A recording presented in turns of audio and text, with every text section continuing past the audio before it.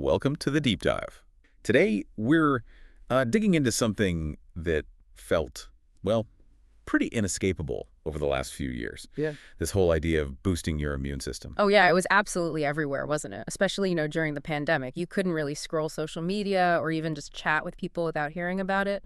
Products, claims. Exactly. It was just sort of in the air. Like Tim Corfield, one of the public health experts in the material, mentioned. He actually went through Instagram, looked at posts, tagged #ImmuneBooster. And I bet he found exactly what you'd expect, right? Like bright green smoothies, maybe some yoga on a beach. Totally. Lots of superfoods, yeah. Right. But mainly supplements. Just piles of them. Vitamins, D, C, zinc. And then herbs like ginger, elderberry, echinacea, all presented with that perfect influencer look. Sitting peacefully in a forest, holding some exotic berry. Yeah. Right, like it held some secret power. And it clearly resonated. I mean, people were genuinely worried, looking for ways to protect themselves. The sales numbers and the sources, they tell a story. Zinc sales, doubled? Elderberry quadrupled. Manufacturers couldn't keep up, apparently. Which, well, brings us right to the core question for this deep dive, looking at all this material. With all that hype, all those products flying off shelves, does any of this stuff actually work? Does it really help you dodge colds, the flu, or, viruses like COVID-19? That's what people want, right? Yeah. Something that feels like real protection, maybe even a game changer. And it's not like it was just influencers pushing this. The sources show serious people have looked into it. I mean, a Nobel Prize winner spent decades focused on vitamin C. Even NASA, trying to keep astronauts healthy way up there. Right, so you've got this huge popular wave of immune-boosting products, and then you've got what the science in these sources actually suggests. Exactly. And speaking of immune boosting, maybe we should touch on that term first. Because the sources mention it kind of rubs scientists the wrong way sometimes. Yeah, good point. Why is that? Well, because scientifically speaking, boosting implies cranking your immune system way up, like up to 11. Yeah. And you really, really don't want that. That sounds bad. It is. It could lead to things like autoimmune diseases, where your immune system mistakenly attacks your own body. Or severe allergies, big overreactions to stuff that's normally harmless. Okay, so when people, regular folks, say they want to boost their immune system, what they actually mean is they just want to avoid getting sick. Right? Colds, flu, viruses. Precisely. They want their immune system to work well, to function optimally, to resist infections, or maybe recover faster if they do get sick. It's about support, not just turning up the volume like crazy. Got it. So that's the goal we're exploring through these sources, supporting healthy function. Okay, let's dive into the actual products then. The sources kick off with the big one, the granddaddy, as they call it, vitamin C. Yeah, made super famous back in the 70s by Linus Pauling, the Nobel laureate. Right. And his idea made a lot of sense, didn't it? It did seem logical. He knew vitamin C was vital for lots of things in the body, including immunofunction. And get this, white blood cells, the infection fighters, they are packed with vitamin C, like over 50 times more than other blood cells. Wow. So Pauling figured this huge concentration must be critical for them to do their job, to be these little killing machines for pathogens. Okay, sounds plausible. So researchers tested this, like Carol Johnston, the nutrition professor, mentioned. Yeah, she did. The sources mention a study she ran with college students, tracked their cold symptoms over, I think, 8 weeks.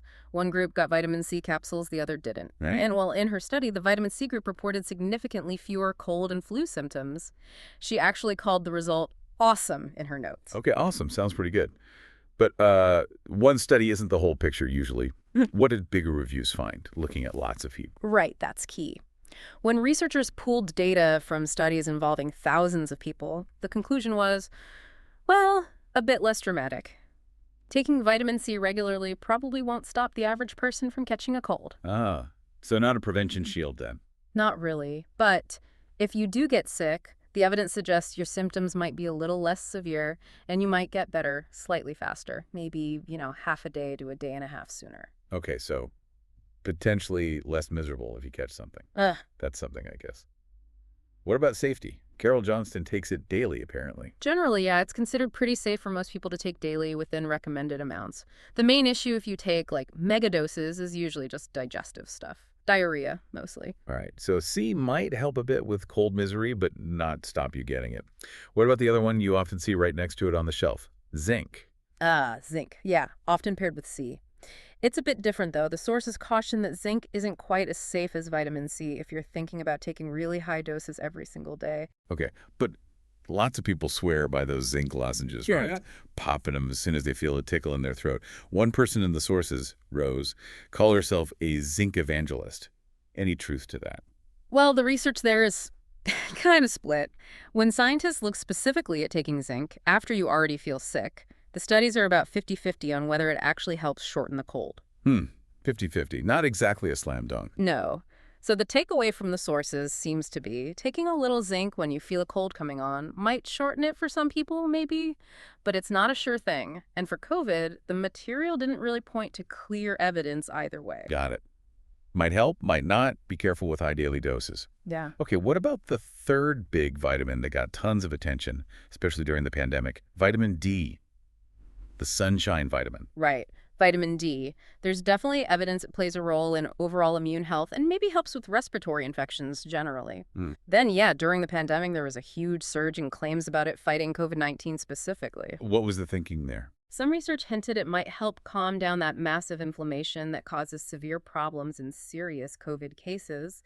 And there were suggestions that people low in vitamin D might be more likely to get really sick. That sounds pretty significant if true. It does. And those studies, the ones hinting at a benefit, they got a lot of press, big headlines.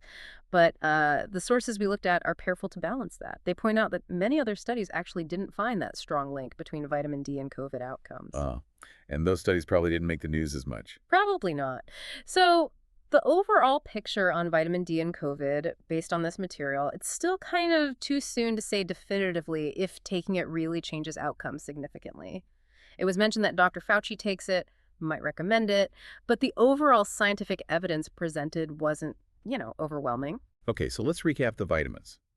C and zinc might slightly help with cold symptoms or duration if you're already sick, but likely won't prevent illness. Vitamin D, generally safe daily, but the jury's still out on major effects against viruses like COVID based on what we read. Definitely not the guaranteed shield people were perhaps hoping for. That really seems to be the consensus from the studies discussed in our sources, yeah. All right, so if the big vitamins aren't magic bullets, what about all the other stuff people were grabbing? You mentioned elderberry, echinacea, these natural remedies. Huge spike in popularity for those two. And, there's an appeal there, right? This idea that nature holds the cures. And it's not totally unfounded, is it? The sources mention that lots of modern drugs actually did come from plants originally. Aspirin, morphine, even some cancer treatments. Absolutely. Experts like Shiv Pillai, mentioned in the material, agree we should be open to the possibility that herbal treatments could help. It's not crazy. So scientists do look into these plants. How do they test them? They do. A common first step is in the lab. Petri dish studies, they might put an extract from elderberry, say, in a dish with a virus and see if it kills it. Or see if echinacea extract stimulates immune cells in a dish. And did they find anything interesting in the lab with these? Yeah, the sources mentioned some positive lab results, like elderberry extract can kill certain viruses in a dish.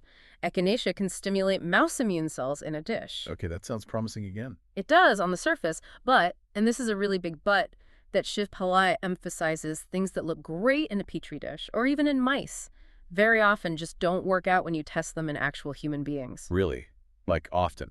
He said there are millions of examples of that across all of medical research, promising lab stuff that just fails in people. Millions. Wow. Okay, so the lab results are one thing. What happens when they test elderberry and echinacea on actual sick people? Well, that's where it gets messy. The results are really conflicting. Some studies on humans suggest, maybe people feel a bit less sick or recover a little faster. But then other studies find absolutely no difference compared to a sugar pill, a placebo. Why such different results? Is it just that plants are complicated, different batches, different parts used? That's definitely part of it. Plants aren't standardized like drugs. Their chemical makeup can vary a lot, so that makes research tricky. But the sources pointed to another, potentially more significant reason for all the conflicting findings. Oh, what's that? It really makes you think. It's about who funded the study. The funding. You mean if the company selling the supplement paid for the research? Exactly. Studies funded by the companies selling the elderberry syrup or the echinacea pills are overwhelmingly more likely to show positive results. Like, the sources mentioned this one famous industry-funded study claiming elderberry syrup cut flu duration by 4 days. 4 days? That's huge. It is. But then an independent group tried to replicate that exact study very carefully, and they found the elderberry syrup did, well, the source quoted them as saying it did diddly squat. Diddly squat. Okay, that's quite a contrast. It really is. And this ties into that irony Tim Corfield brought up. You know, some people might choose herbal supplements because they want to avoid big pharma. Right, I've heard that argument. But as Corfield points out, the supplement industry itself is this massive multi-billion-dollar global business. It has its own huge marketing budgets, its own conflicts of interest, and often, he added, the big pharmaceutical companies actually own supplement brands anyway. So the whole avoiding big corporations idea doesn't really hold up there, according to him. Not really, no. And if you ever look really closely at the bottles or ads for these supplements, you'll usually find that tiny print disclaimer somewhere. These claims have not been evaluated by the FDA thing. That's the one. Yeah. It basically means the companies don't have to prove their product actually works before they sell it to you. Which brings us back to Shiv Pillai's bottom line on these plant supplements, right? Yeah. His conclusion, based on the evidence reviewed in the sources, was pretty blunt. There isn't very good evidence that they protect you, and he felt it's probably a mistake to spend the money on that. So he's probably not reaching for the elderberry when he feels a sniffle coming on. Doesn't sound like it. Though he did make a bit of a joke, suggesting that if you already have some elderberry syrup, maybe mixing it with gin would be a more reliable way to feel better. Brief chuckle. Okay, noted. So for popular herbs like elderberry and echinacea, the evidence for actually helping you is weak or contradictory, maybe influenced by funding. What about safety, though? Are they at least harmless? Generally, the processed versions you buy are considered safe. Like raw elderberries actually contain cyanide compounds, but that gets cooked off when they make the syrups or gummies. So the common ones are probably fine for most people. Not everything marketed for immune support is safe. Definitely not. Some things are just ineffective, but others can be actively dangerous. The sources brought up colloidal silver as a prime example. Colloidal silver? What is that? It's basically a liquid with tiny bits of silver metal suspended in it. Its popularity also surged, marketed for, you guessed it, immune support. Yes, but does it work? No. The sources are crystal clear. It does not support the immune system. It doesn't work against infections. And, crucially, it can be harmful. Harmful how? What can it do? It can damage your liver, your kidneys, and it has this really striking side effect called argyria. It can permanently turn your skin a bluish-gray color. Permanently blue? Seriously? Yeah. The sources mention that well-known case of a man from Montana whose skin turned blue from taking it for years. He actually ran for political office later as a libertarian. Quite memorable, unfortunately. Wow. Okay, that's a stark warning. So if we pull back, the common supplements, the vitamins, the herbs, the evidence for them preventing illness is pretty shaky, maybe a minor effect on symptoms sometimes, and some things marketed for immunity are downright dangerous. That seems to be the picture painted by the source material, which naturally leads to the next question, right? If the pills and potions aren't the answer, what does the science discussed here actually say can help support your immune system? Right. The sources called it the hard work approach. I think Niharika Duggal, who studies aging, used that term. Hard work. Okay, so what's top of that list, according to the evidence presented? Exercise. Ding, ding, ding. Yeah, physical activity. The evidence seems really quite strong here. People who are regularly active just tend to get sick less often. Simple as that sometimes. And it can even make vaccines work better. Apparently so. Regular exercise can boost your immune system's response when you get a vaccine. That feels like it makes sense, but the way it works, the mechanism described in the sources, that was really cool. It is fascinating, isn't it? It's not just some vague being healthy thing.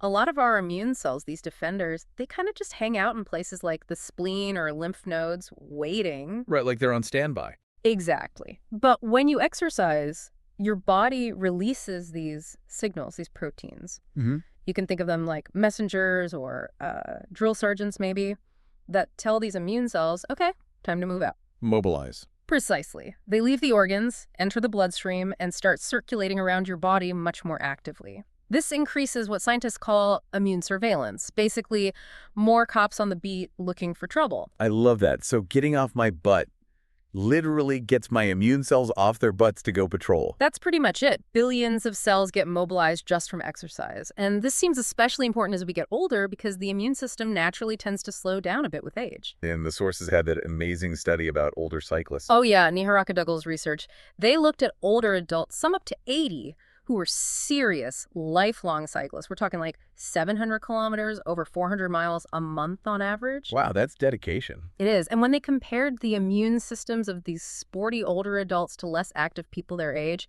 the difference was just profound. What did they find? The cyclists basically had the immune systems of young adults. In some ways, their immune responses were even better than younger folks. It was such a striking result, the researchers apparently double-checked everything because they were so surprised. That's incredible. The immune system of a young person just from staying active. But, okay, 700 kilometers a month? That's a lot. Do you need to be some kind of super athlete to get these benefits? No, definitely not. And the sources, especially New York de Gaulle, really emphasize this. You don't need to train like you're in the Tour de France. Even just a brisk 30-minute walk is enough to wake up the immune system, get some of those cells moving. Okay, that's more achievable. Yeah. She stresses it's never too late to start, and even small things count. Taking the stairs instead of the elevator, parking a bit further away, any movement seems to help nudge those immune cells into action. All right, so exercise gets a big thumbs up from the science in these sources. What else was on the hard work list of things that actually help? The other big one was sleep. Getting enough good quality sleep. Ah, sleep. Always important. How does it connect to immunity? The sources highlight it as really fundamental, backed by research. There was one study mentioned that was pretty compelling. Tell me about it. Scientists basically took volunteers, tracked their sleep habits, and then deliberately exposed them to a common cold virus. Okay. And they found that the people who regularly got less sleep, defined in this study as less than 7 hours a night, were 4 times more likely to actually get sick from that virus exposure compared to people who consistently got at least 7 hours. 4 times more likely. Just from sleeping less. That's huge. It really is. It powerfully underlines how vital, consistent, sufficient sleep is for your immune system to be ready to fight off invaders. Okay, let's try to synthesize all this then. Based on the material we've covered, the studies, the experts, what's the main takeaway? Well, it seems the stuff heavily marketed for immune boosting, the popular vitamins, herbs, various supplements. The evidence that they actually prevent you from getting sick is limited, often conflicting, or just plain weak. Right. They might offer a tiny bit of help with symptoms if you catch a cold, maybe, but they're not a shield. Exactly. And some products sold under that banner can even be harmful, like the colloidal silver example. But then there are things that do seem to have strong scientific backing, according to these sources. Yes. The hard work stuff. Regular physical activity, even moderate amounts count, and consistently getting enough sleep. These seem to be the fundamental evidence-based pillars for supporting healthy immune function. So if you felt that pressure, maybe scrolling online, feeling like you should be buying all these powders and pills, you're probably not missing out on some secret weapon. That's precisely the point Carol Johnston made in the source material. She basically said, look, if there was some magic pill, some easy shortcut that dramatically boosted immunity and stopped people getting sick, scientists wouldn't keep it secret. They'd be shouting it from the rooftops. It wouldn't be hidden in an influencer smoothie recipe. Exactly. So you shouldn't feel like you're doing something wrong if you're not buying all the trendy stuff. And the sources did mention one specific shortcut, particularly for COVID, that science does strongly support for engaging the immune system effectively. Right.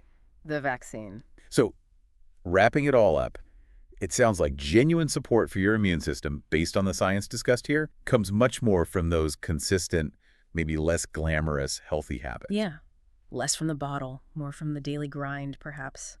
Which kind of leaves us with a final thought, doesn't it? In this world where we're just bombarded with health claims, often wrapped up in clever marketing, how can we learn to sift through that noise? How do we focus on the fundamental things, the hard work that the evidence actually points to? What does prioritizing that look like in our own lives day to day? That is a really practical and important question to think about.